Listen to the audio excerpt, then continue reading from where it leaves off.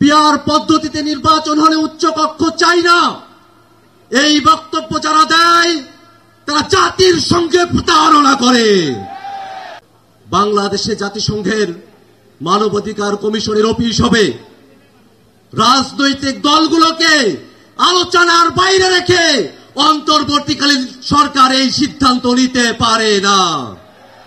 এই বাংলাদেশের মানুষের উপরে আওয়ামী লীগ এবং তার দোসরেরা যে গণহত্যা এবং মানবতা বিরোধী অপরাধ সংগঠিত করেছে, সেটাকে যদি বিচারের আওতায় না নিয়ে আসা হয়, 24-এর শহীদদের সঙ্গে বেইমানি করা হবে।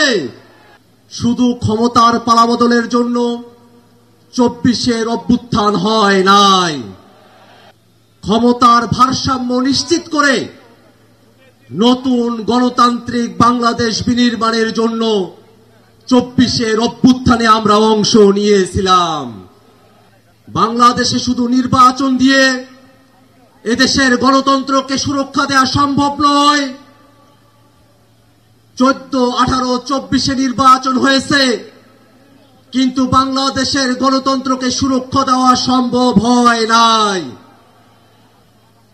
এদেশের গণতন্ত্রকে সুরক্ষা দিতে হলে নির্বাচনের পূর্বেই মৌলিক সংস্কার বাস্তবায়ন করতে হবে। ক্ষমতার ভারসাম্যের প্রশ্নে উচ্চ কক্ষে ভোটের অনুপাতে পিআর পদ্ধতিতে নির্বাচন আয়োজন করতে হবে।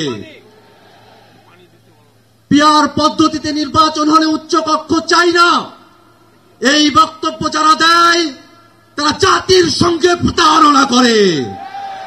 বসুন্ধরা টিস্যু, অশুদ্ধতার বিরুদ্ধে এক বিন্দুও ছাড় নয়।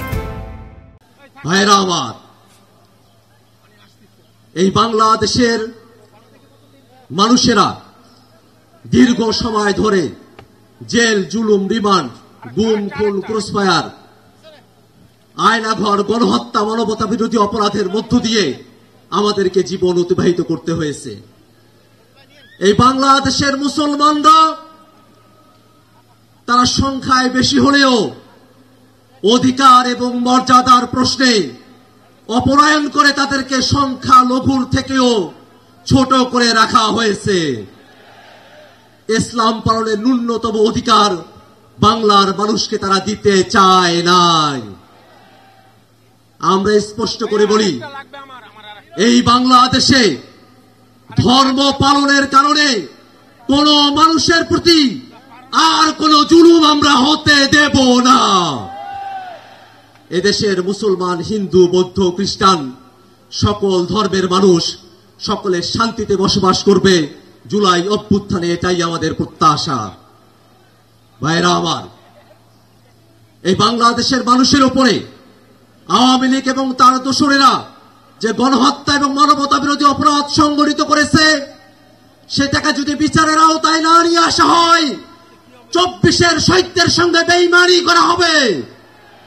অতএব বাংলাদেশে ভবিষ্যতে যাতে আর কোনো ফ্যাসিবাদ এবং স্বৈরাচার জন্ম নিতে না পারে, ঠিক এই কারণে আওয়ামী লীগ এবং তার দোসরদেরকে অবিলম্বে বিচারের আওতায় দাঁড় করাতে হবে।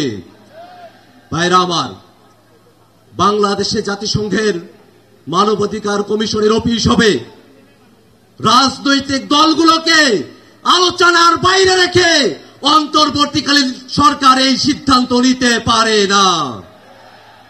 ভাইরা আমার, জুলাই সনদ এবং জুলাই ঘোষণাপত্র নিছক কোন ইতিহাসের দলিল না হয়ে বাংলাদেশের মানুষের মুক্তির সনদ সেখানে লিপিবদ্ধ থাকতে হবে। মৌলিক সংস্কারের ভিত্তিতে জুলাই সনদ প্রণয়ন করে সেটাকে সুরক্ষা দিয়ে বাস্তবায়নের জন্য লিগ্যাল ফ্রেমওয়ার্ক অর্ডারের মধ্য দিয়ে এলএফ করে সেটাকে বাস্তবায়ন করতে হবে।